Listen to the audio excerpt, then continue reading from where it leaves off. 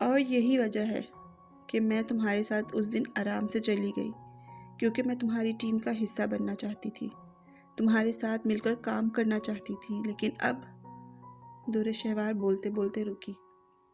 تم بھی سوچ رہے ہوگے نا کہ کتنا بولتی ہے یہ لڑکی، لیکن خیر چلو قصہ مختصر کرتی ہوں کہ سیویئر، اب میں ایسا نہیں چاہتی۔ اب دنیا میں صرف ایک شخص ہے جس کو ٹھیک کرنا میری زندگی کی اولین خواہش ہے۔ میں اس کے علاوہ کسی کے لیے کام نہیں کر سکتی۔ دور شہوار طبیعتاً سے کہتے اپنے بازو سے اس کی گرفت چھڑوا گئی۔ بھاشن دینے میں تو اپنے شوہر پر گئی ہو۔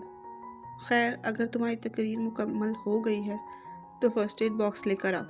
سیویئر بغیر کچھ کہے وہاں رکھی کرسی پر بیٹھ گیا۔ کیوں؟ دور شہوار نے حیرت سے پوچھا۔ جتنا کہا ہے اتنا کرو، تمہارے سوالوں کے جواب دینے کا پابند نہیں ہوں میں، نفرت اگلتے لہجے میں کہا گیا۔ اتنی بے عزتی پر دور شہوار لب بھینچتی اندر سے فرسٹ ایڈ باکس لے آئی۔ سیویئر نے اس کے ہاتھ سے باکس کھینچا اور تیزی سے اپنی آستین اوپر چڑھاتے باکس میں بڑی کینچی کی مدد سے بازو پر چپکی اپنی سیاہ شرٹ کے بازو کو کاٹا اور اس میں لگی گولی کو بے دردی سے نکالا۔ اس تکلیف دہ عمل میں اس کے منہ سے ذرا سی آہ بھی نہ نکلی۔ دور شہوار حیرت سے اس کا منہ تک رہی تھی جو بے حس بنا خود ہی اپنا زخم دھاگے اور سوئی سے سی رہا تھا۔ کیا اتنا بے درد بھی کوئی ہوتا ہے؟ دور شہوار نے خود سے سوال کیا، پھر خود ہی جھرجھری لے کر وہ بے ساختہ آگے بڑھی۔ چھوڑو، میں کر دیتی ہوں۔ تم کیسے جانوروں کی طرح کر رہے ہو؟ دور شہوار کی آواز میں نرمی تھی۔ ڈاکٹرنی زیادہ جذباتی ہونے کی ضرورت نہیں ہے۔ صرف میرا نام سیویئر یعنی محافظ ہے، ورنہ ہوں تو میں بھی ایک درندہ ہی، اس لیے مجھ سے ہمدردی مت کرو۔ سیویئر نے اس کا ہاتھ اپنے بازو سے بے دردی سے پیچھے ہٹایا۔ ایسا کرتے ہی زخمی بازو کو جھٹکا لگا اور خون پھر سے رسنے لگا۔ مجھے تم سے کوئی ہمدردی نہیں ہے، بس اپنے پیشے کی بدولت یہ کام کر رہی ہوں۔ دور شہوار نے نرمی سے دوبارہ اس کا ہاتھ پکڑ کر اپنے نزدیک کیا۔ کون سا پیشہ؟ وہی جس کے متعلق تم ابھی چیخ چیخ کر اعلان کر رہی تھی کہ تم اسے چھوڑ چکی ہو اور ایک شخص کے علاوہ اب کسی کا علاج نہیں کرو گی۔ او بی بی، اپنی پہلی بات پر قائم رہو۔ زیادہ طنز کرنے کی ضرورت نہیں ہے۔ میں ابھی بھی تمہاری ڈاکٹر نہیں ہوں، وہ تو بس میں تمہاری مدد کرنے کی کوشش کر رہی ہوں۔ اب جاؤ یہاں سے، دوبارہ یہاں قدم بھی مت رکھنا۔ دور شہوار نے فرسٹ ایڈ باکس سنبھالتے ہوئے سختی سے کہا، جس پر سیویئر بغیر کچھ کہے ہوا کے جھونکے کی طرح وہاں سے غائب ہو گیا۔ یا اللہ، یہ کیا عجیب عجیب ہو رہا ہے میرے ساتھ۔ پہلے وہ جہانگیر کھڑوس جس میں انسانیت نام کی چیز نہیں، اور اب یہ شخص جو اندھیرے کا باسی ہو کر روشنی پھیلاتا ہے۔ مجھے بس ان سب سے نجات چاہیے۔ دور شہوار نے نم آنکھوں سے دعا کی اور سونے چلی گئی۔ جلدی جلدی ہاتھ چلاؤ لڑکیوں، آج رات مہندی کا فنکشن ہے اور ابھی بہت سے کام رہتے ہیں۔ گلبانو بیگم لڑکیوں کو تیزی سے ہدایت دیتی برآمدے سے نکلی۔ حویلی کے دروازے سے اندر آتی گاڑی دیکھ کر رک گئی۔ گاڑی کا دروازہ کھول کر پہلے دور شہوار پھر اندام صاحب باہر نکلے۔ ماما! دور شہوار گلبانو کو دیکھتے ہی پرجوش طریقے سے ان کے قریب آئی۔ وہ اپنی ماں سے گلے ملنا چاہتی تھی، ان کے سینے سے لگ کر ان کی ممتا سے خود کو سیراب کرنا چاہتی تھی، لیکن گلبانو بیگم کے سپاٹ لہجے نے اسے وہیں روک دیا۔ چھن سے اس کے اندر کچھ ٹوٹا، جس کی تکلیف سے اس کی آنکھیں نم ہو گئیں۔ اندام صاحب جو سب دیکھ رہے تھے، اپنی معصوم بچی کے آنسوؤں پر خود بھی بے چین ہو گئے۔ اس حویلی میں خیر مقدم کا تو انہوں نے سوچا بھی نہیں تھا، لیکن یہ بھی کب سوچا تھا کہ آتے ہی ان کا استقبال اس طرح سے کیا جائے گا۔ صاحب اپنا سامان دے دیں، بڑے سردار کا حکم ہے کہ آپ کو حویلی کے ساتھ والے مہمان خانے میں ٹھہرایا جائے، آپ اندر نہیں جا سکتے۔ ملازمہ کی آواز نے ان دونوں کو متوجہ کیا۔ تکلیف کی شدت دور شہوار نے اپنے سینے میں اٹھتی ہوئی محسوس کی۔ آخر بڑوں کی چپکلش میں اس کا کیا قصور تھا جو اسے بھی سزا دی جا رہی ہے؟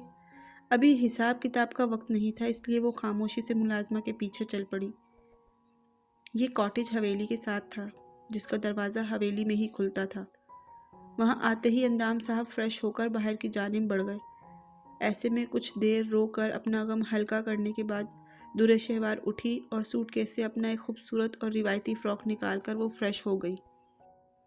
سیاہ رنگ کی وہ فراک جس پر سنہرے رنگ کے دھاگے سے ہلکا پھلکا سا کام بنا ہوا تھا، انتہائی خوبصورت تھی۔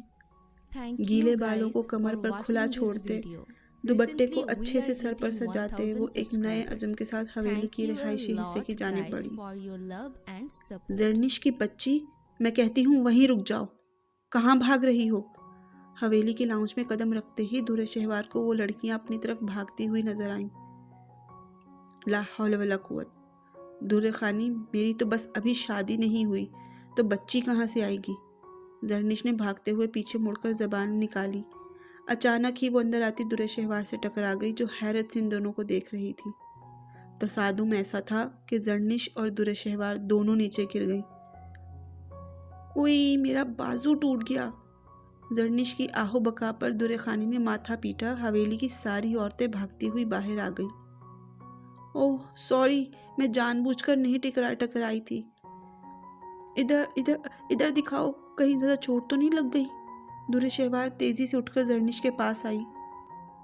زرنش سمیت وہاں سب لوگ منہ کھولے نرم و ملائم لہجے والی اس نئے چہرے والی لڑکی کو دیکھنے لگے۔ تم کون ہو؟ تمہارا لہجہ تو مجھ سے بھی صاف ہے۔ شہری میڈم ہو کیا؟ پہلے کبھی دیکھا نہیں۔ کیا دور کی رشتہ دار ہو؟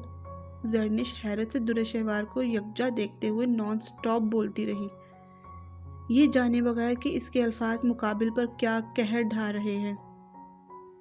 زرنش، کتنی دفعہ سمجھایا ہے، اتنا زیادہ نہیں بولا کرو۔ اب چلو اندر، کچھ نہیں ہوا۔ گلبانو بیگم نے اسے ڈانٹ کر اندر بھیج دیا۔ لیکن بڑی ماں، زرنش نے انہیں روکنا چاہا۔ بس چپ زرنش، گلبانو بیگم اسے سختی سے ٹوکتی درِ شہوار کی طرف متوجہ ہوئیں۔ وہ آنکھوں میں آنسو اور حسرت لیے انہیں دیکھ رہی تھی۔ درِ شہوار، تم یہاں مہمان بن کر آئی ہو، اس لیے مہمان خانے میں ہی ٹھہرو گی۔ ادا جان کے حکم کی یہاں پر کوئی خلاف ورزی نہیں کرتا۔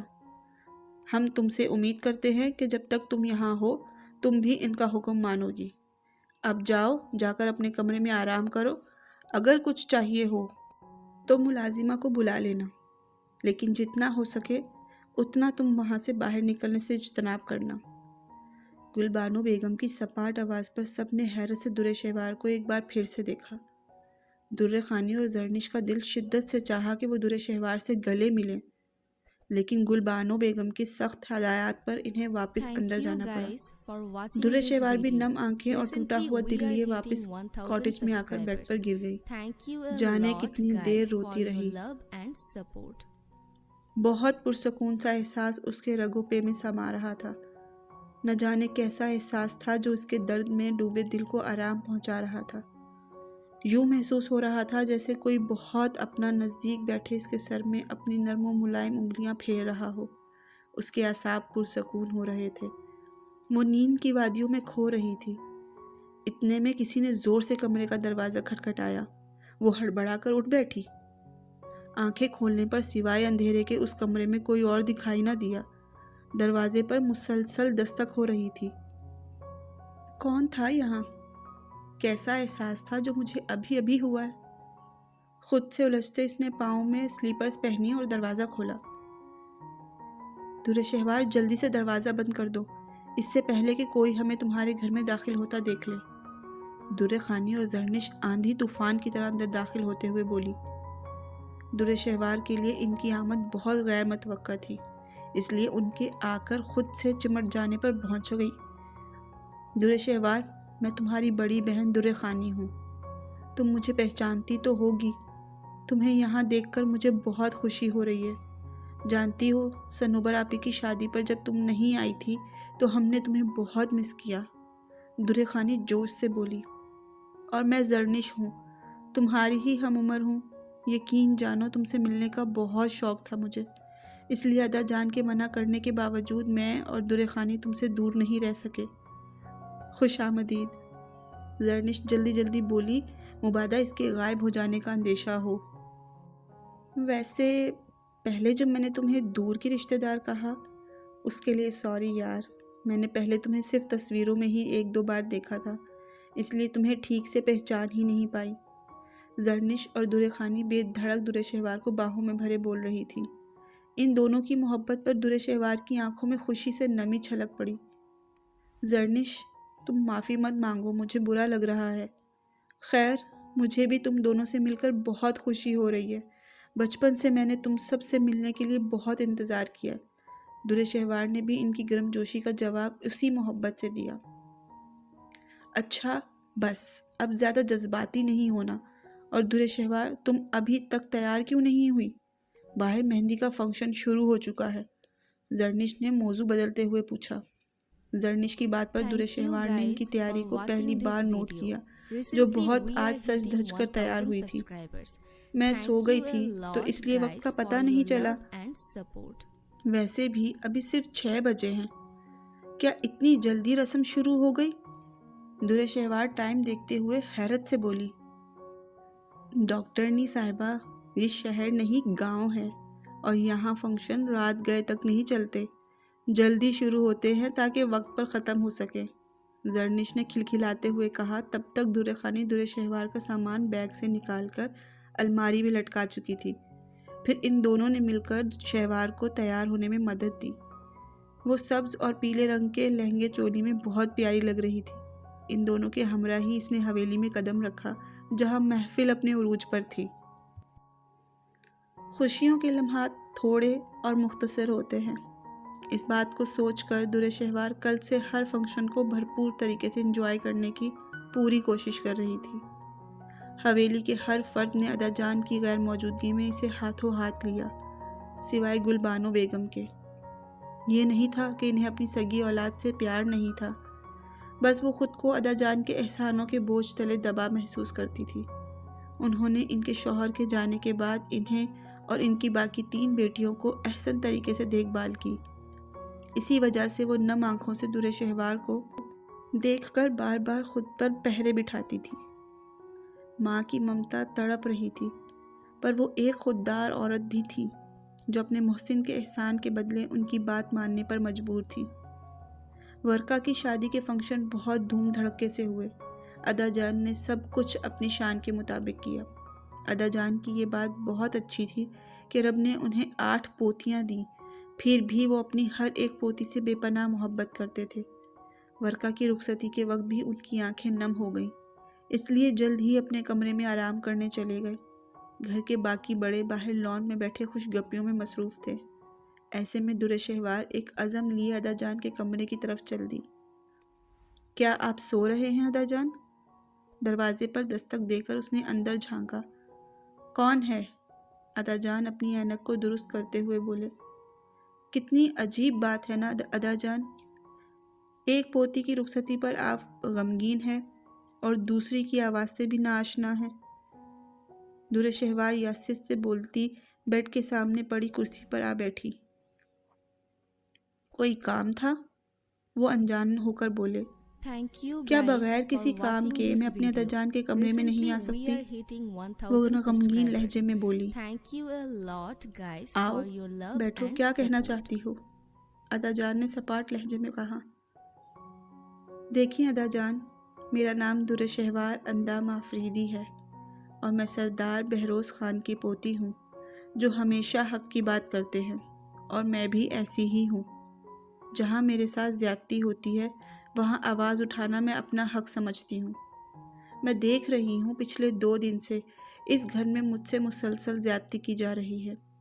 آپ کی بہو آپ کی وجہ سے اپنی اولاد کو گلے نہیں لگا رہی، سارا خاندان چوری چھپے مجھ سے مل رہا ہے۔ ایسے جینے میں کوئی گناہ کی پوٹلی ہوں؟